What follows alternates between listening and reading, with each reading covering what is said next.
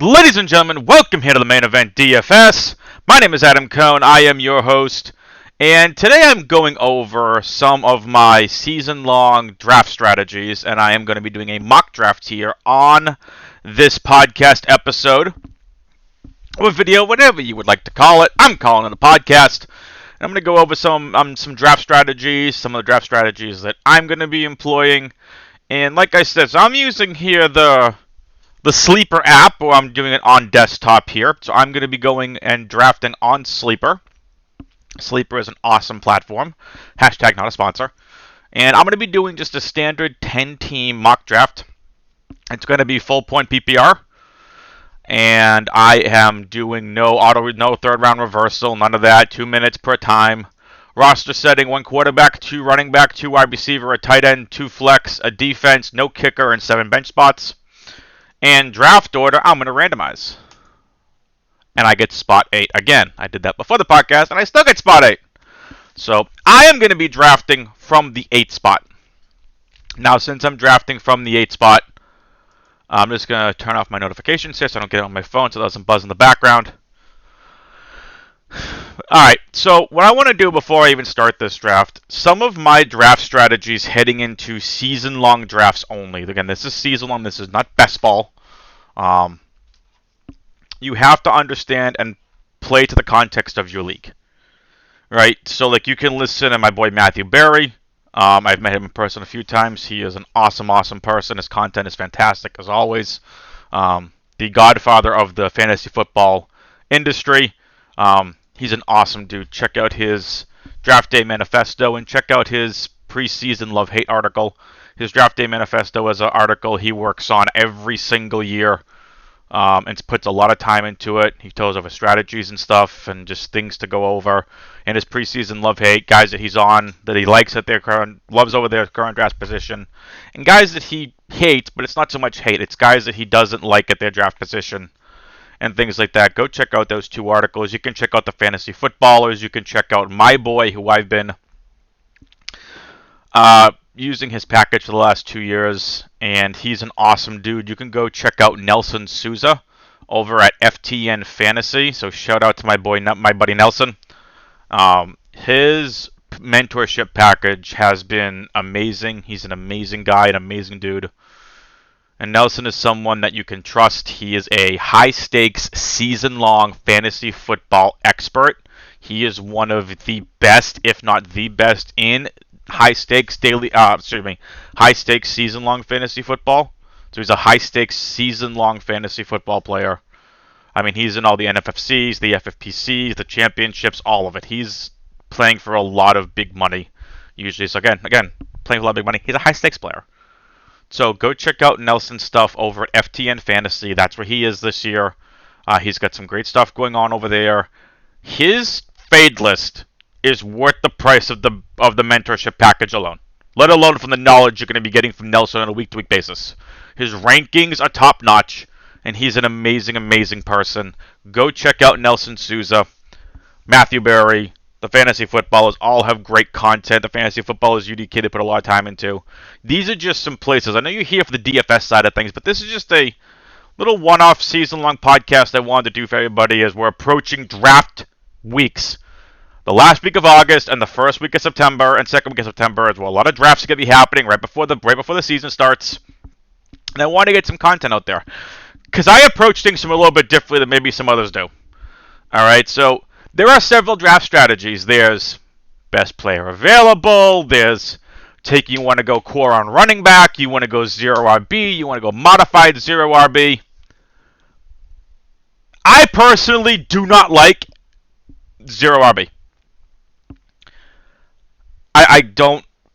Look, I get, alright? I get why people go 0 RB. You lock up guys, maybe you lock up Devontae Adams, a Travis Kelce, a Tyreek Hill. Look, I completely understand it. I don't play that way. I think running backs is one of the most important and highest ceiling potential on a week-to-week basis in season-long fantasy football. I do. Look, when we get to DFS, if we just want to plug in Let's just say we get a $4,000 running back week 1 that's going to be uber chalk. I'm just going to say Javonte Williams. Right? Let's say Javonte Williams on DraftKings is $4,000, or he's min price on FanDuel. We're going to go overweight on that lower price running back because it's a high production offense, and you're playing on a salary cap. Okay? Javonte Williams we can get 5th, 6th, 7th, 8th, maybe even 9 rounds of a season-long draft. I want running backs that can produce on a week-to-week basis. Please, there are a lot of people out there that say, oh, this guy could be a top 10 fantasy receiver. I'm all for it. What are they doing for you on a week-to-week basis? I'm going to point out 2 players, Christian McCaffrey and Derrick Henry. All right? I employ a week-to-week strategy. Fantasy football is a week-to-week game. So, I'm not going, hey, I'm going to go Derrick Henry and hope he ends up as the RB1. Great. I hope he does end up as the RB1. What is he doing for you on a week-to-week basis? Are you in standard, half-point PPR, full-point PPR? Are you in a tight end valued league at like 1.5 per reception for tight end? Are you in a Superflex league? Every league is going to have different strategies. For me, on a standard, non-Superflex, non-tight end premium, just a normal PPR or half-point PPR. Actually, half-point's a little different. I'm a full-point PPR player. I love full-point PPR. Though, quite frankly, if PPR is involved, I really don't care because my strategy doesn't change based on half a point. I want a week-to-week advantage. So I want elite production on a week-to-week basis from my players if I can get it. And I've recently changed my mentality on this. I want running backs locked in. I want that positional advantage. Positional advantage is very important to me. I want a positional advantage at running back. I want a positional advantage at tight end. All right? Wide receiver is so deep, I can get production from. We could have a no-name wide receiver that's 3rd or 4th stringer end up as a top 10 fantasy wide receiver by the end of the year. All right? That is fine to me. I'm all for it. Let's say you say anything about running back, about, not so much quarterback, but it happens.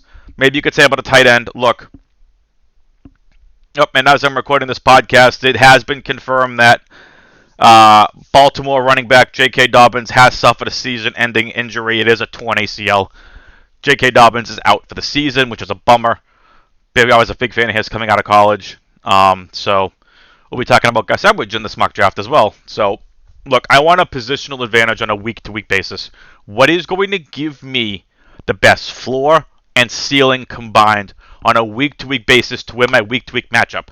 Why did I mention Christian McCaffrey and Derrick Henry?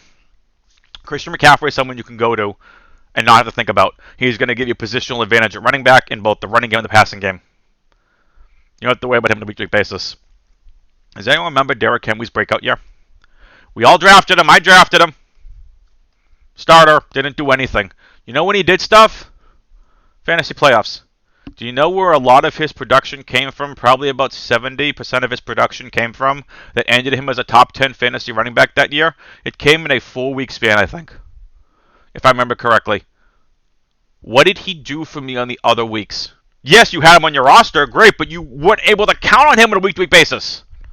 I want players that have that floor and ceiling so I can have a positional advantage. Because if I'm going against someone that's Patrick Mahomes, great. I'm going to have a quarterback ready to go. I'm going to have a running back ready to go. I'm going to have a receiver ready to go. I'm going to have a tight end ready to go. And hopefully have a defense ready to go. I want that positional advantage because I want that floor and points, hopefully. I want that ceiling combined with these players. I want players that can provide upside. With that being said, I'm going to start this fantasy football draft, and I'm going to show you what some of this means. So we're going to see how this draft starts off. Christian McCaffrey should be the unquestioned 1.1. Not Kamara, not Cook, none of them. Christian McCaffrey should be the unquestioned running back 1. All right, so here we go. I think I can pause this draft. I can. Let's talk about this for a second. So we get McCaffrey at the 1-1, then Kamara, Cook, Henry, Elliott, Chubb, and Taylor. Awesome. Who's left to me at this position? How am I getting that positional advantage? I like going running back first. Like I said, I'm a big believer in running back. So, Chubb's gone. Was hoping to follow me at the 1-8. He's not there. I have no interest in Jonathan Taylor this year. That offensive line, the left tackle just went down with an injury. No thanks. I like Aaron Jones, and I really like Austin Eckler. So with that being said, I'm going to pick Aaron Jones here because I'm a big fan of him. Rodgers back in the offense. So I am going to queue up Jones and Eckler just so I can have them over here on the side. And I am going to draft Aaron Jones. So let's resume the draft. And I am going to draft Aaron Jones, and hopefully Eckler is going to fall back to me at the 2-3. Barkley, Adams, Hill, and Diggs. I got Eckler back at the 2. Now, you can think about taking a Travis Kelce here. Again, I want an elite positional advantage. That's fine. I'm not... Kelce's a great player. He's locking my number 1 tight end this year. Not someone I'm looking for drafting this year in the second round, because there's another tight end that I'm going to be targeting in the third round, 4th, or 5th, players I do not want to leave my draft without this year. So I'm going to draft Austin Eckler here because I really like this for him. Eckler is going to give me a great floor at running and receiving. Jones, great at running. We've seen what Jones can do the last couple of years. He's a stud. I'm a believer in Aaron Jones this year. So that's a problem. Darren Waller and George Kittle went off the board at the 3-4 and 3-5. Those were Waller's the tight end I'm targeting this year. And this is why you do mock drafts for every single scenario. So now, I want to make sure I target Kyle Pitts. So I want to see what that looks like at the 4. Maybe he falls to me at the 5. Here we're looking at a couple of players. We got Clyde Edwards-Helaire. Keenan Allen's going to be a great player. McLaurin's up there. Robinson. You got Josh Allen, Mike Evans. I'm going to take a look and see what we got for us. Like, Clyde should have a nice bounce back year. I can't get a tight end here. I can think about maybe going Chris Carson, maybe about Montgomery. Montgomery, someone on the 4th. Carson, end of the 3rd, 4th. But I need a wide receiver here. And I'm going to go with someone that Justin Herbert loves targeting. I'm going to go... I don't think I've ever done this at all in my fantasy drafts because he hasn't followed me in any mock draft I've done so far yet. I'm going to go Keenan Allen. So I'm going to get that floor. We know he's a PPR machine. All right, so we know that Keenan Allen's a PPR machine. Justin Herbert loves to target him. So now I got a positional advantage at running back with 2 studs with Aaron Jones and Austin Eckler. I got a positional advantage at tight end of Keenan Allen.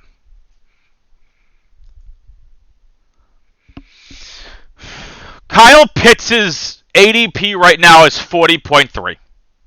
And again, you're going to have to know your draft. All right? I don't want to lose out in a positional advantage. Are there other players that I like here? I don't mind drafting Kyler Murray, a little bit too early for me for a quarterback. David Montgomery, would love to pair him there. Mike Evans, would love to have him as a number 2. I'd love to have CeeDee Lamb as a number 2. Amari Cooper as a number 2. Chris Godwin, Cooper Kupp, Woods over Kupp for me. I'm not losing out in that positional advantage at tight end. I'm going to resume this draft, and I'm going to be drafting Kyle Pitts. Probably a little earlier, but where I'm at the wait to come all the way back to the 5th. I'm drafting Kyle Pitts. Now again, I encourage everyone to do mocks, because if you don't take Kyle Pitts there, and let's say Kyle Pitts falls back to the 5th, that's great value. So let's see what's happening over here. So we got a lot of good players. We got Kyler, Josh Allen, and Lamar Jackson coming off the board. A lot of our receivers starting to go now. Not many running backs. So we take a look at our field. Running backs, we got Kareem Hunt, Myles Gaskin, James Robinson, Javonte Williams. Too early here in the 5th for James Robinson and Javonte Williams for me. Wide receiver, DJ Moore, Adam Thielen, Jamar Chase, Deontay Johnson, Kenny Golladay, Brandon Ayuk, Michael Thomas. Fine, so we got our tight end locked. I'm going to draft here Deontay Johnson. Big believer in this kid. Was a huge believer in him last year. So I'm taking him here. Okay, so we got Andrews, Wilson, DJ Moore, and Jamar Chase at the board. Fine. I'm not interested in DJ Moore. I like Robbie Anderson better. I was super high on Jamar Chase exiting the draft, and the more and more I thought about it, the more and more I started cooling on Chase. Not exactly had the best camp. Maybe started turning it around. There are 2 wide receivers here I'm looking at. Now, we got running backs. We got Hunt, Gaskin, and Robinson. I'm all for that. You know, maybe I think about taking a James Robinson here. Maybe I think about taking a Javonte Williams here. Oh, I love Javonte Williams this year. Javonte Williams may fall back to me here. I really want to think about taking Dak Prescott here. Again, positional advantage, but there's a safer quarterback that I think has a top 10 ceiling. And they still have to shape out a quarterback if you get some Deshaun Watson rumors and news going on. So James Robinson worries me a bit. I'm not taking Hunt. I'm a big believer in Chubb this year. I'm not touching Myles Gaskin. I'm not touching Javonte Williams. I really like Brandon Ayuk and T. Higgins. See, the problem is once you're here, I'm going to pause this draft real quick because I got to think about this. So I got my positional advantage. I got my 2 running backs. I got my 2 wide receivers. I love so many more wide receivers. Mike Davis, also someone I'm really interested in. I think Mike Davis will follow me in the 7th. I think. I also really like Gus Edwards now, too. They may be gone. This is tough. Because when you're on it, you're thinking about it. I want a little bit more depth in this mock draft at the running back position. I'm going to take James Robinson. He is the unquestioned starter now in the backfield, and let's see what happens. So there goes Herbert, Hunt, Prescott, Davis, Gaskin. There goes Higgins that I wanted. Ayuk's gone that I wanted. Javonte Williams is gone. I don't much feel more confidence I feel in this James Robinson pick now. So let's go back to wide receiver. I like Devonta Smith. I'm not a big believer in drafting rookie wide receivers, though. Robbie Anderson, hanging down, you can get him at the turn. Who's up here quarterback? No one I want. Am I going to chase for somebody?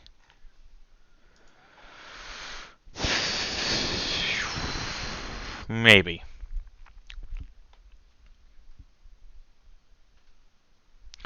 So I think now that we know that Jalen Hurts is the unquestioned starter now in Philly. The rumors of Watson to the Dolphins.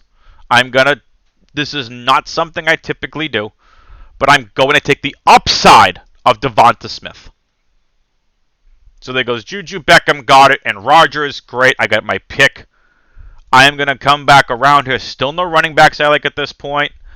Quarterback I'm targeting. A few of them still on the board, so I'm going to continue to take depth here, and I'm going to take Jerry Jeudy.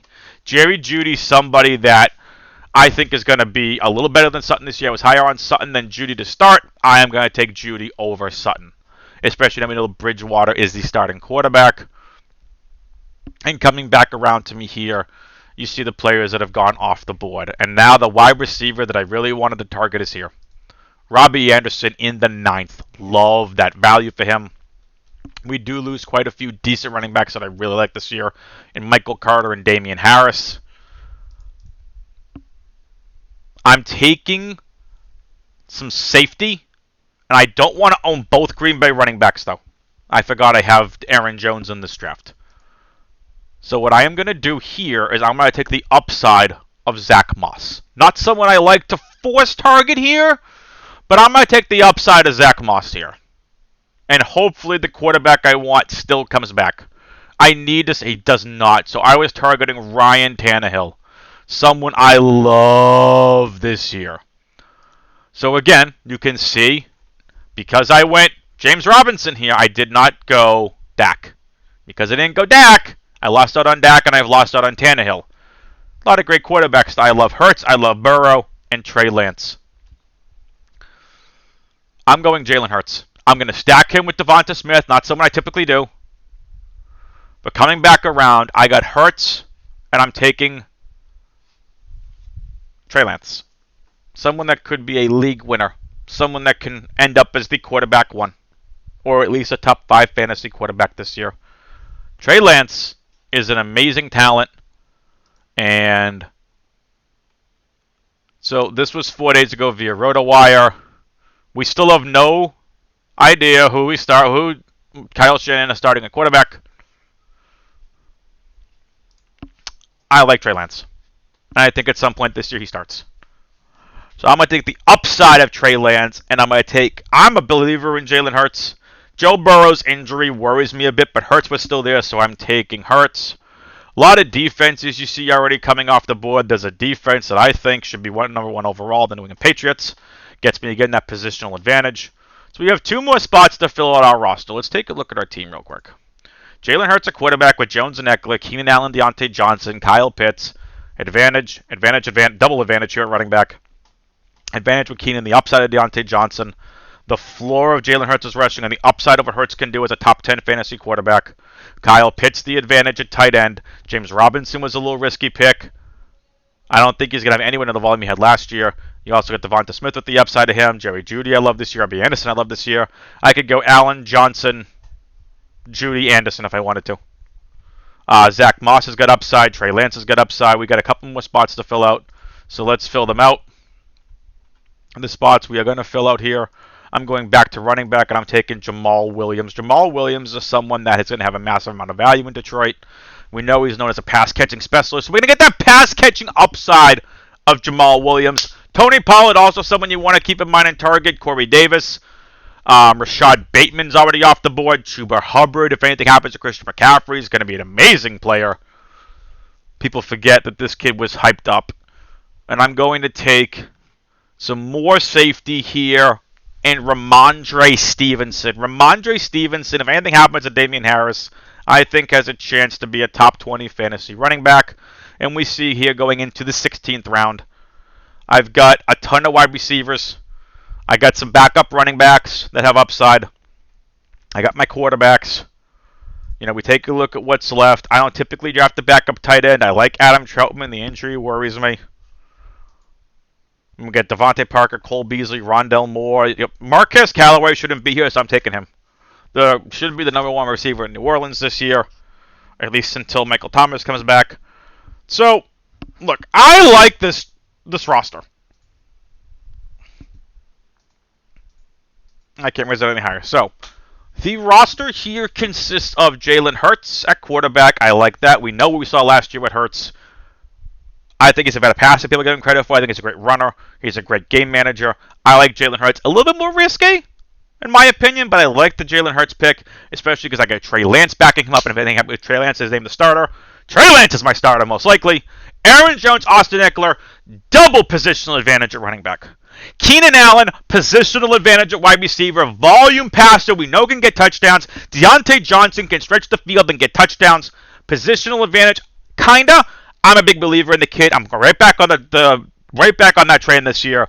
I was a big believer in Deontay Johnson last year. Yes, he had a lot of drops. I don't care. I'm right back on the Deontay Johnson train this year. But because I went double running back and tight end, I don't have one of those quote-unquote elite wide receivers. So I'm making it up with upside. Again, floor plus upside on a week-to-week basis. I got the floor with Keenan Allen. I got some great upside with Deontay Johnson and floor with him because Big Ben loves to target Deontay Johnson. Kyle Pitts is the number 2 in Atlanta right now. Sorry, Russell Gage. He's the number 2. That offense is going to have to throw because that defense is terrible. Kyle Pitts should be heavily involved. I think Kyle Pitts has a good chance to go over 1,000 receiving yards and 7 or 8 touchdowns in his rookie season. Rookie tight ends, we typically don't like targeting. This kid's a beast. James Robinson, it's a volume play. It's a volume and safety for me with James Robinson. No Travis Etienne this year. I may end up, if James Robinson does good, trade him for someone else. Devonta Smith, high upside, stack with Jalen Hurts. Stacking, not something we typically do in season long. We do that more in DFS. Devonta Smith, high upside, has a rapport.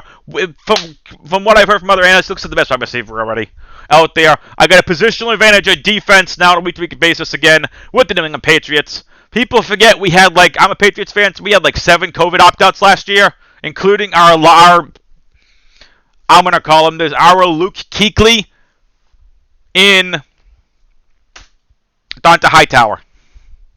That defense is going to be elite. I'm going with the Patriots there at defense. So I got my positional advantage at running back. I got one of my positional advantage at wide receiver. I got my tight end positional advantage. I got my quarterback some positional advantage, especially if Trey Lance starts and Jalen Hurts. I think between the both of them, I'm going to get a lot of points at the fantasy points at the quarterback position. My flex players, I can flex in James Robinson, Devonta Smith, Jerry Jeudy, Robbie Anderson, Zach Moss, Jamal Williams, especially Jamal Williams week 1. Just saying. And Ramondre Stevenson is a depth piece. Ramondre Stevenson, again, if anything happens to Damian Harris, I think Stevenson is a fantastic pickup, someone I would absolutely stash in Dynasty, someone I would stash in season long. You have the bench spots for it. And Marquez Callaway for wide receiver, again, should be the unquestioned number 1 wide receiver in New Orleans for Jameis Winston to be throwing to. I'm going to say this in advance. Deshaun Watson, rumored to be traded to the Miami Dolphins. If that's the case, Deshaun Watson, if not suspended by the league, is going for me to end up as a top 10 fantasy quarterback yet again. If he's suspended, he's someone who has a bench quarterback for the second half of the year where you stash. But I don't know how good he's going to be. He's going to have, what, a week, maybe 2 weeks to learn the playbook? And while he's sitting on the sidelines, if he can read the playbook, what if he's not borrowed from that either? So keep that in mind. So I really like this team. There are some spots I can see upgrading, but it's all upside. But you can see why I'm drafting this way. I prefer to draft on a positional advantage week-to-week basis. What is going to give me the best chance to beat my opponent on a week-to-week basis? Not, I'm going to go and say, hey, Devonta Smith can have as a top 15 wide receiver. What is Devonta Smith doing for me on a week-to-week basis? What is James Robinson doing for me on a weekly basis? Aaron Jones, I know we can count on. Eckler, I know we can count on. Flex, if James Robinson has a good matchup, maybe I'll sit there and I'll go Jerry Jeudy. Maybe he emerges. Maybe Robbie Anderson emerges. Maybe I can flip one of these for another top 20 running back. You have, again, drafting is not the be-all, end-all, but you need to start setting yourself up for success. I think I've done that here. If you have any questions, you can reach out to me on Twitter at AdamWX21. You can reach out to me at AdamWX21 in the Main Event DFS Discord.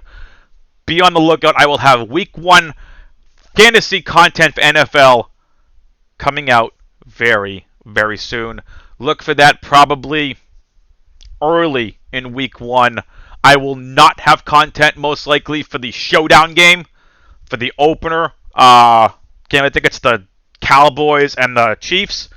Or, sorry, Cowboys and Bucks. I will most likely not have that content, but I will have a lot of content for the 13-game main slate. Check out my other videos here. I got an early DraftKings first look for Week 1, and I got an early FanDuel look for Week 1. We have a lot of great stuff coming up planned for you here at the Main Event DFS. Get ready for it. It's all free content. Good luck this year, and good luck in your drafts. Latest, peoples.